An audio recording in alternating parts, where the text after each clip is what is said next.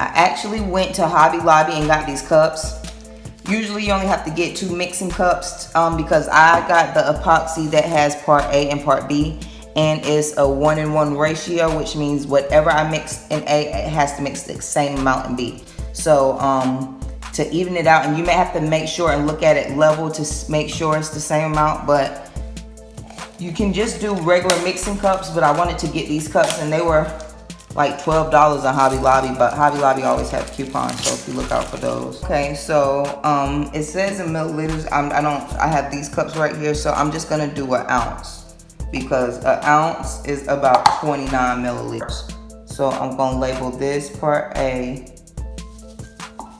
and I'm gonna label this one part B. I'm gonna do part A first, and okay, so with the epoxies, they're 2 different. Like I said, they have to cure together. But with part A, part B, one of them is thicker than the other one. So this is the more liquid one, and this is the more thick. This is the thicker one.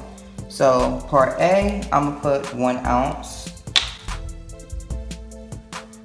I wish I had a condiment thing. If you have the like little condiment, the little squeezy things with the pointy tops, and put these in here, they work a whole lot better from what I've seen.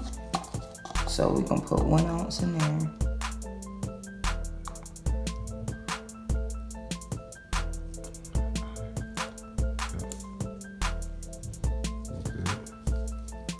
Okay.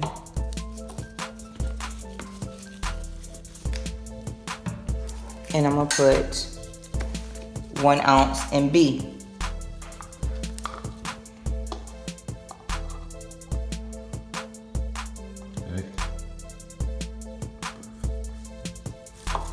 And they said it's good if you look at them level to make sure it's 1 ounce in both of them, because if it isn't, it will not cure properly. So that's 1 ounce in both, right? You're gonna mix them, but before you mix them, you wanna make sure there's not too many bubbles. I have a heat gun.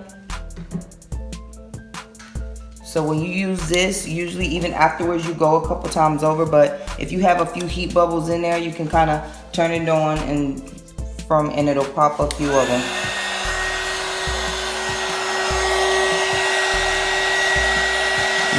Not too many of them, but it'll be all right. It'll still work. So there's gonna at least be some bubbles in there. It's never really gonna be a chance of time where there's not gonna be any bubbles at all. So most of the time it's easier if you pour the thicker into the thinner, because if you have the thicker on bottom and you pour the thinner in first, then it's kind of harder to scrape because the thicker side has already kind of settled down. So it's kind of best to pour the thicker side into, yes, in this case too, yeah, because A is the thicker one in this case.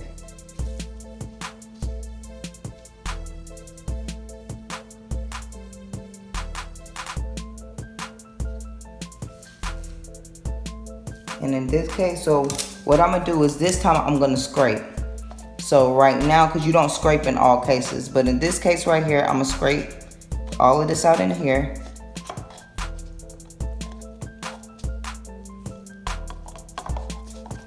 And put it into another cup. Try to get as much as you can.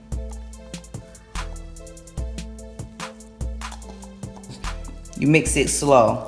You're supposed to start mixing slow. I mixed it too fast. And if you look in it, look on the inside, you're gonna see it's gonna start to get real cloudy, but you're gonna mix it until it's clear. And like I said, mix it slow. Make sure you scrape the sides.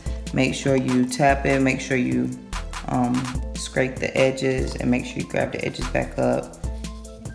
And then you just do it for a little while.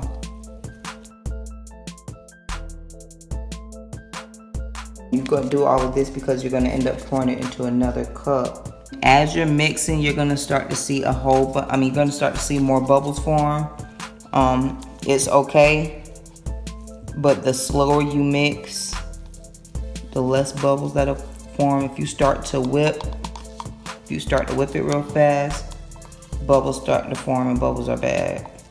mix it right, or if you put more of one end than the other, then the cup is not going to cure properly, meaning that it's going to still be sticky even after it's supposed to already be dried, because it's not evenly, it's not, A and B wasn't evenly mixed. And before you dump it into the next cup, because when you dump it into the next cup, you don't scrape the edges. Don't scrape it. You just pour it in and just let it drip a little bit and then put it down, but do not scrape the edges when you're pouring it into another cup. This cup right here, you pour it into,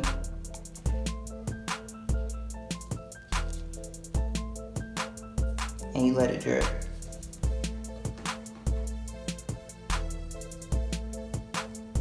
Heat gun a little bit, and you might see some pop.